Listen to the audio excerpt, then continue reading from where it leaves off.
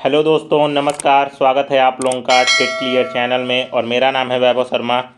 तो चलिए दोस्तों, आज हम लोग देखेंगे कुछ क्वेश्चनों की सीरीज जो कि भूगोल विषय और कुछ संविधान से भी संबंधित क्वेश्चन रहेंगे आपके सामने। तो चलिए स्टार्ट करते हैं। पहला क्वेश्चन देखते हैं हम लोग। पहला है, सर्वाधिक क्षारीय क्षेत्र फिर है डैश राज्य में पाया जाता है। तो आपको बताना है कि सर्वाधिक क्षारीय क्षेत्र किस राज्य में पाया जाता है। क्षारीय क्षेत्र आप लोगों को बताना है। तो क्षार किस क्षेत्र में पाया जाएगा? तो देखिए, ऑप्शन ए है पंजाब, ऑप्शन बी है गुजरात, ऑप्शन सी है हरियाणा, ऑप्शन डी है महाराष्ट्र। तो बताइए कहाँ पे पाया जाएगा क्षारीय क्षेत्र? तो इसका राइट आंसर है option number B, Gujarat. Gujarat में पाया जाता है क्षारीय क्षेत्र। क्षारीय क्षेत्र सर्वाधिक पाया जाता है गुजरात में। तो क्षारीय क्षेत्र का पीएच मान, क्षार का पीएच मान हमेशा अधिक रहता है। तो चलिए देखते हैं इसके बारे में, थोड़ा सा डिटेल देख लेते हैं। देखिए क्या लिखा है यहाँ पे। लिखा है सर्वाधिक क्षारीय क्षेत्र गुजरात में पाया जाता है। क्षारीय मृदा, उच्च पीएच, एक खराब मृदा संरचना, निम्न अंत स्पंदन क्षमता वाली चिकनी मिट्टी होती है। मतलब जो क्षारीय मृदा होती है उसकी स्पंदन क्षमता कम होती है। स्पंदन क्षमता से यहाँ पे क्या तात्पर्य है? मतलब वो पानी को जल्दी से सोखती नहीं है। तो वो मिट्टी कैसी होती है? वो मिट्टी होती है चिकनी मिट्टी, जो उच्च पीएच वाली होती है और उसे ही क्षारीय मृदा कहते हैं। और उसे क्या कहते हैं? क्षारीय मृदा। और देखिए यहाँ पे क्या लिखा है, ये एक महत्वपूर्ण तथ्य है। जलोढ़ मृदा भारत में अब तक का सबसे बड़ा और सबसे महत्वपूर्ण मृदा समूह है। आप लोगों को बता दें कि जलोढ़ मृदा में कृषि बहुत ही उपयोगी होती है। कृषि के लिए बहुत ही जलोढ़ मृदा उपयोगी होती है। तो चलिए आगे नेक्स्ट क्वेश्चन देखते हैं। तो नेक्स्ट क्वेश्चन है, भारत के निम्नलिखित किस राज्य में सबसे लंबी तटरेखा है? सबसे लंबी तटरेखा कहाँ पे है? तो बताइए। गुजरात, महाराष्ट्र, केरल, उड़ीसा।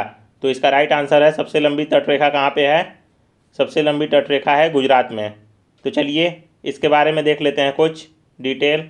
तो देखिए लिखा है भारत के गुजरात में सबसे लंबी तटरेखा है। इसके आगे लिखा है इसकी लंबाई 1600 किलोमीटर। फिर लिखा है 41 बंदरगाह हैं इसमें, और इसमें प्रमुख बंदरगाह एक है, 11 मध्यवर्ती है और 29 लघु बंदरगाह है। और इसके आगे देखिए क्या लिखा है। लिखा है भारत के समुद्र तट की कुल लंबाई 7516.6 किलोमीटर है। ये परीक्षाओं में आता है, आप लोग इसको ज़रूर याद कर लीजिएगा। और गुजरात के बारे में और तथ्य जान लीजिए। आप लोगों को पता होगा कि इस समय गुजरात के वर्तमान में सीएम कौन है? विजय रूपानी जी हैं। तो चलिए आगे बढ़ते हैं। नेक्स्ट क्वेश्चन देखिए। नेक्स्ट है, तीन तरफ से पानी में घिरे भूमिखंड को क्या कहते हैं? तो बताइए, तीन तरफ से जल से घिरा रहे और यहाँ पे कोई भूमिखंड रहे तो वो क्या कहलाएगा? जल डमरू मध्य कहलाएगा, लगून, प्रायद्वीप कहलाएगा, खाड़ी। तो तीन तरफ से जब पानी से घिरा रहेगा कोई स्थल खंड तो वह कहलाएगा प्रायद्वीप। तो चलिए एक एक करके सबके बारे में जान लेते हैं क्या होता है। देखिए जल डमरू मध्य। जल डमरू मध्य क्या है? दो बड़े जल निकायों को जोड़ने वाला पानी का एक सकरा मार्ग क्या कहलाता है? जल डमरू मध्य कहलाता है। नेक्स्ट है लगून। लगून क्या है? एक उथले जल निकाय को बाधा द्वीपों या भित्तियों द्वारा पानी के एक बड़े निकाय से अलग किया जाता है। यह क्या कहलाता है? यह है लगून। इसके आगे चलिए नेक्स्ट देखते हैं। नेक्स्ट क्या है? नेक्स्ट है प्रायद्वीप। प्रायद्वीप क्या होता है? ये आप लोगों के क्वेश्चन में ही है। तीन तरफ से पानी से घिरा भूमिखंड क्या कहलाएगा? प्रायद्वीप। इसके बाद है खाड़ी। खाड़ी क्या है? समुद्र का एक व्यापक प्रवेश द्वार जहाँ भूमि के अंदर की ओर मुड़ती है, जहाँ भूमि अंदर की ओर मुड़ती है। चलिए चौथा क्वेश्चन देखते हैं। चौथा है, किश्तवाड़ राष्ट्रीय उद्यान कहाँ स्थित है? किश्तवाड़ राष्ट्रीय उद्यान कहाँ स्थित है? झारखंड, जम्मू कश्मीर, हिमाचल प्रदेश, उत्तराखंड। तो किश्तवाड़ राष्ट्रीय उद्यान कहाँ है? ये है जम्मू एंड कश्मीर में। तो जम्मू कश्मीर के बारे में आप लोगों को कुछ तथ्य बता देते हैं। जम्मू कश्मीर इस समय इसके लेफ्टिनेंट गवर्नर कौन है? एलजी इसके कौन है इस समय? इस समय इसके एलजी हैं मनोज सिन्हा जी। तो चलिए आगे बढ़ते हैं, इसी में देख लेते हैं इसके बारे में। देखिए क्या लिखा है। किश्तवाड़ राष्ट्रीय उद्यान जम्मू कश्मीर के किश्तवाड़ जिले में स्थित एक राष्ट्रीय उद्यान है। इसके आगे देखिए क्या लिखा है। लिखा है 4 फरवरी सन 1981 को इसे राष्ट्रीय उद्यान घोषित किया गया। तो चलिए आप लोगों को इस सन से ज़्यादा मतलब नहीं है, नीचे देखते हैं पाँचवा क्वेश्चन। पाँचवा है, लिखा है निम्नलिखित में से कौन सा राज्य नेपाल के साथ अपनी सीमा साझा नहीं करता है। नेपाल के साथ अपनी सीमा साझा नहीं करता है, कौन सा राज्य है। देखिए क्या क्या दिया है। बिहार दिया है, तो बिहार नेपाल के साथ अपनी सीमा को साझा करता है। पश्चिम बंगाल है, पश्चिम बंगाल भी अपनी सीमा साझा करता है। इसके बाद है यूपी, यूपी भी अपनी नेपाल के साथ सीमा साझा करता है। तो देखिए असम ही इकलौता राज्य ऐसा है जो अपनी सीमा नेपाल के साथ साझा नहीं करता है। तो चलिए देखते हैं सीमाएं कितनी लगी हुई हैं नेपाल से। तो देखिए भारत और चीन के मध्य नेपाल एक देश है, ये तो आप लोगों को पता ही है। तो लिखा है 5 उत्तर भारतीय राज्य नेपाल के साथ अपनी सीमा जोड़ते हैं। तो चलिए देखते हैं 5 राज्य कौन कौन से हैं। तो ये हैं सिक्किम, पश्चिम बंगाल, उत्तराखंड, बिहार, उत्तर प्रदेश। देखिए पश्चिम बंगाल कितना जोड़ता है, 96 किलोमीटर इसका सीमा नेपाल से लगा है। Sikkim 97.8 kilometre, Uttarakhand 303 kilometre, Bihar 601 kilometre, Uttar Pradesh 651 kilometre. तो उत्तर प्रदेश ही यहाँ पे सबसे ज़्यादा सीमा शेयर कर रहा है अपना नेपाल के साथ। तो चलिए इसके बाद देखते हैं। तो देखिए छठवां क्वेश्चन क्या है, निम्नलिखित में से किस क्षेत्र ने अपने संतरों के लिए भौगोलिक संकेत जीआई टैग अर्जित किया है। तो आप बताइए, जीआई टैग यानी जियोग्राफिकल इंडिकेशन अर्जित किया है। तो जीआई टैग किस लिए दिया जाता है, पहले तो हम आप लोगों को ये बता दें। तो जीआई टैग आप लोगों ने सुना होगा कि इस चीज़ को जीआई टैग मिला, इस चीज़ को जीआई टैग मिला। तो ये क्यों दिया जाता है, ये दिया जाता है स्पेसिफिक क्षेत्र के लिए कि यदि कोई भी चीज़ है जो उस क्षेत्र के लिए बहुत ही विशेष है और वो उसी क्षेत्र में केवल पाई जा रही है, तो उसको जीआई टैग दे दिया जाता है। आप लोगों को पता होगा अभी हाल ही में बिहार में भी दिया गया था, लीची को जीआई टैग दिया गया था। बिहार के किस ज़िले को, आप लोग ये कमेंट करके नीचे बताएंगे कि बिहार के किस ज़िले को जीआई टैग अभी हाल ही में दिया गया है। तो चलिए देखते हैं इस वाले क्वेश्चन में क्या लिखा है। यहाँ पे लिखा है कि संतरों के लिए जीआई टैग किसको दिया गया है। तो संतरों के लिए जीआई टैग किसको दिया गया है, तो वो दिया गया है कुर्ग को। कुर्ग कहाँ पड़ता है, कुर्ग पड़ता है आपका कर्नाटक में, कर्नाटक में पड़ेगा आपका कुर्ग। तो यहाँ पे संतरों को जीआई टैग दिया गया है। तो चलिए इसको देख लेते हैं हम क्या लिखा है। लिखा है कुर्ग क्षेत्र अपने संतरों के लिए भौगोलिक संकेतक अर्जित किया है। तो देखिए इसके बाद क्या लिखा है, यहीं पे देखिए लिखा है एक भौगोलिक संकेत जीआई एक नाम या संकेत है जो उत्पादकों पर उपयोग किया जाता है, जो एक विशिष्ट भौगोलिक क्षेत्र मूल स्थान को सांकेतिक करता है। तो देखिए यहाँ पे क्या लिखा है, कुर्ग मुख्य रूप से अपने दर्शनीय स्थल, विविध वन्यजीव, विश्व स्तरीय कॉफ़ी और कोडावास के लिए प्रसिद्ध है। तो चलिए इसके बाद देखते हैं नेक्स्ट क्वेश्चन। तो नेक्स्ट क्वेश्चन देखते हैं, पायरोलुसाइट फिर डैश है का अयस्क है। पायरोलुसाइट किसका अयस्क है, तो आप लोग बताइए पायरोलुसाइट किसका अयस्क है। तो ये है मैग्नीज का अयस्क, option number A is right. Manganese का अयस्क है पायरोलुसाइट। तो देखिए यहाँ पे क्या लिखा है, पायरोलुसाइट मैग्नीज का एक अयस्क है। तो इसके बाद है लिखा है यहाँ पे, इसमें काले और नीले रंग की लकीर के साथ एक धातु की चमक होती है और यह अंगुलियों को आसानी से साफ कर सकती है। लिखा है इसका विशिष्ट गुरुत्व घनत्व लगभग 4.8 है। तो इसका घनत्व कितना है, 4.8। तो चलिए आठवां क्वेश्चन देखते हैं। आठवां है, भारत में मीका कोष्ठ में लिखा है अभ्रक का सबसे बड़ा उत्पादक राज्य कौन सा है। तो अभ्रक सबसे ज़्यादा कहाँ उत्पन्न होता है, मध्य प्रदेश, राजस्थान, झारखंड, आंध्र प्रदेश।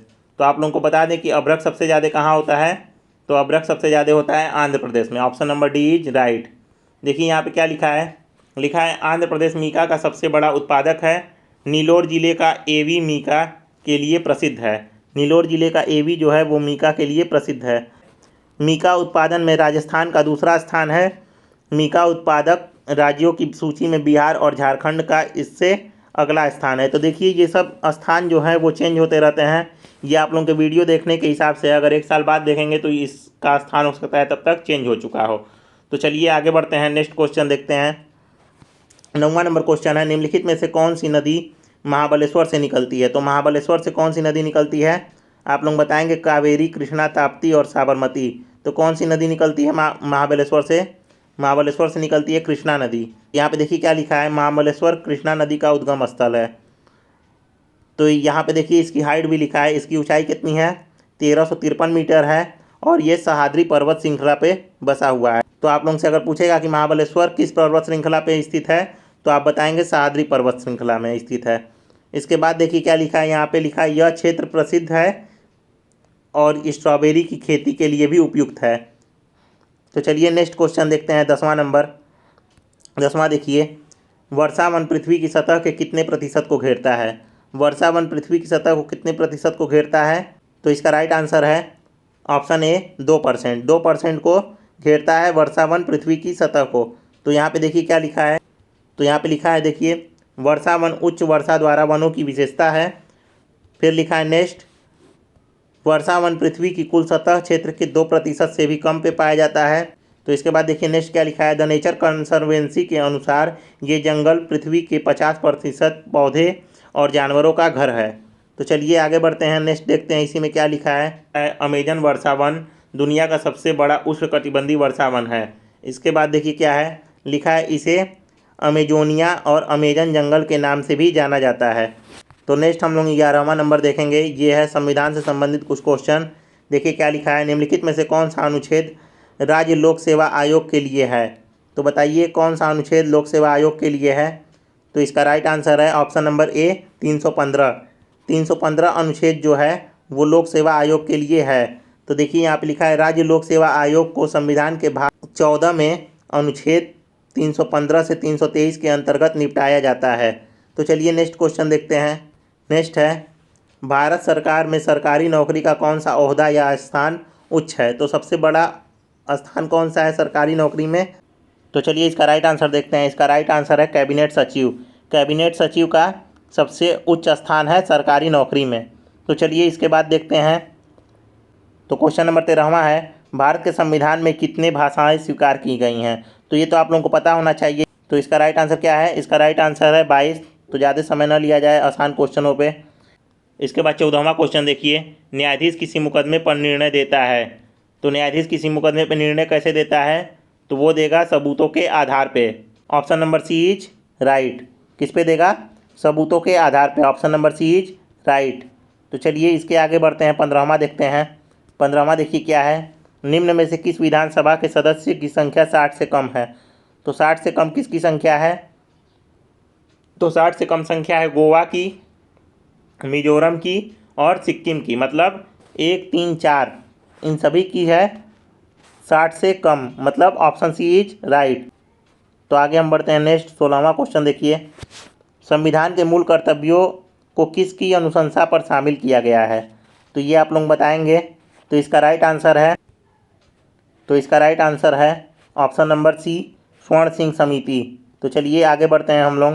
देखिए 17वां क्या है, निर्देश लिखा है, सबसे उचित विकल्प को चुनकर प्रश्न के उत्तर दीजिए। क्या लिखा है, भारतीय राज्य की सरकार किस प्रकार की सरकार है? तो देखिए यहाँ पे क्या लिखा है भारतीय राज्य की सरकार किस प्रकार की सरकार है। तो आप लोगों को बताएंगे, तो आप लोग बताएंगे किस प्रकार की सरकार है भारतीय सरकार? तो वो है लोकतांत्रिक सरकार। इसके बाद देखेंगे हम लोग 18वां क्वेश्चन, लिखा है, नागरिक के कानूनों के संदर्भ में निम्नलिखित में से कौन सा गलत है? तो इसका राइट आंसर आप लोग बताइए। तो इसका राइट आंसर है, इसकी शुरुआत एक प्राथमिकी दर्ज करने से होती है। तो देखिए यहाँ पे क्या पूछा था कि निम्नलिखित में से कौन सा गलत है। तो यहाँ पे देखिए क्या लिखा है, नागरिक कानून के संदर्भ में कौन सा गलत है? तो नागरिक कानून के संबंध में कौन सा गलत है? इसकी शुरुआत एक प्राथमिकी दर्ज करने से होती है, ये गलत है। यहाँ पे देखिए क्या लिखा है नागरिक कानून व्यक्तियों के अधिकारों के लिए किसी भी नुकसान या क्षति से संबंधित है, जैसे सामान खरीदना, किराना के मामले, तलाक के मामले। याचिका केवल प्रभावित पक्ष द्वारा संबंधित अदालत के समक्ष दायर की जानी है। फिर इसके बाद क्या लिखा है, अदालत में विशिष्ट राहत के लिए कहा गया है। अदालत में किसके लिए कहा गया है? विशिष्ट राहत के लिए अदालत में कहा गया है। तो चलिए आगे बढ़ते हैं। तो हम लोग 19वां क्वेश्चन देखते हैं, पंचायत चुनाव कराने के लिए निर्णय किसके द्वारा किया जाता है? तो बताइए कौन निर्णय लेगा पंचायत चुनाव के लिए? तो ये आप लोगों को पता रहना चाहिए, राज्य सरकार पंचायत चुनाव के लिए निर्णय लेती है।